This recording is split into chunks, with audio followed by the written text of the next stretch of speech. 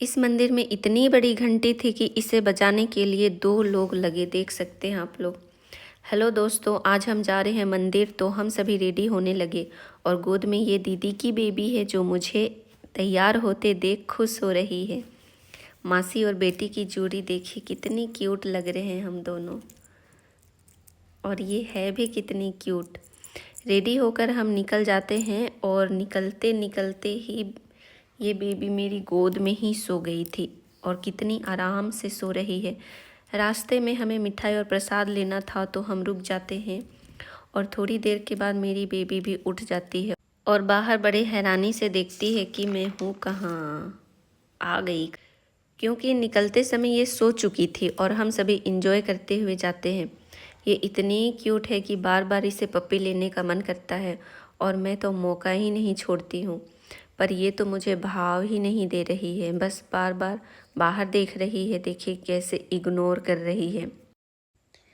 थोड़ी देर चलने के बाद हमें रास्ते में एक बड़ा सा गेट दिखाई देता है। देखिए, ये देखकर तो आप लोग समझ ही चुके होंगे कि हम कहाँ आ रहे हैं।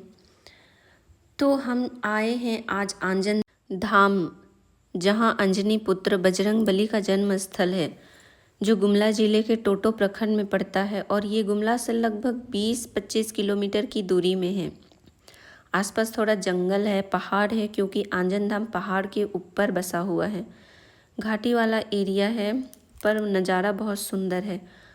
और थोड़ी देर के बाद हम पहुंच जाते हैं। देखिए, यहीं से दुकान वगैरह लगना शुरू हो जाती है।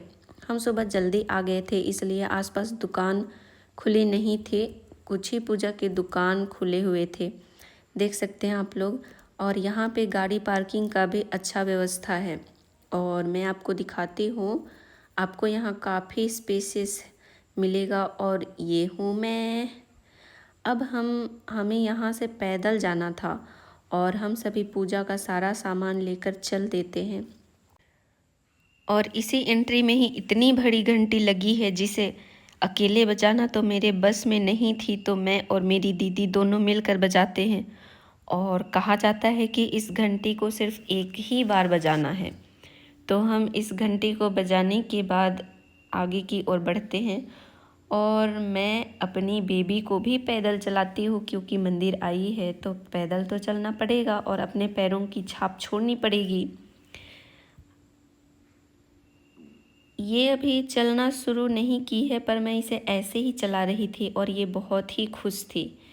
इस मंदिर में लगभग 300-400 सीढ़ी तो होगी, जिसे चढ़ते चढ़ते हमारी हालत ख़राब हो गई, पर हमारी मस्ती नहीं रुकी। हम सभी मस्ती करते करते कब चढ़ गए हमें पता ही नहीं चला। रास्ते में एक बरगद का पेड़ है, जहाँ मन्नत का धागा या चुनरी बांधते, कितनी सारी चुनरी बंधी हुई है। फाइनली हम पहुंच जाते हैं मंदिर, जहां अंजनी माता गोद में पवन पुत्र हनुमान जी को गोद में लिए हुए विराजमान है। मैं आपको दिखाती हूँ। हम सभी पूजा करते हैं, माता का आशीर्वाद लेते हैं। जैसे जैसे दिन चढ़ रहा था, लोगों की भीड़ भी बढ़ती जा रही। यहाँ आकर बहुत ही अच्छा लग रहा था।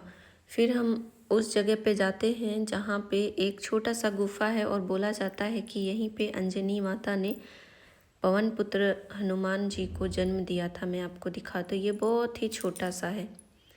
फिर हम यहाँ से निकल जाते हैं। यहीं पे एक हवन कुंड भी बना हुआ है, यहाँ आप अपने सुख शांति के लिए हवन भी करा सकते हैं। अब हम नीचे जाने लगे थे क्योंकि हमारी पूजा खत्म हो चुकी थी। मंदिर के ऊपर चढ़ने के 2 रास्ते हैं। हम दूसरी रास्ते से नीचे उतर रहे थे क्योंकि हमें यहाँ भी देखना था कि और भी कुछ है क्या। और यहाँ हमें छोटे छोटे मंदिर बने हुए दिखाई दिए। नीचे भी छोटी सी मंदिर है जहाँ पे स्पष्ट लिखा हुआ है आंजन धाम हनुमान जन्मस्थली। फिर हम नीचे उतरने लगते हैं। मेरी माँ को यहाँ आने का बहुत इच्छा था, तो बहुत खुश थी। फिर हम नीचे वापस चले जाते हैं। आज का ब्लॉग यहीं तक दोस्तों, पसंद आए तो लाइक शेयर और सब्सक्राइब ज़रूर करें। फिर हम इसी गेट से वापस निकल जाते हैं अपनी घर की ओर।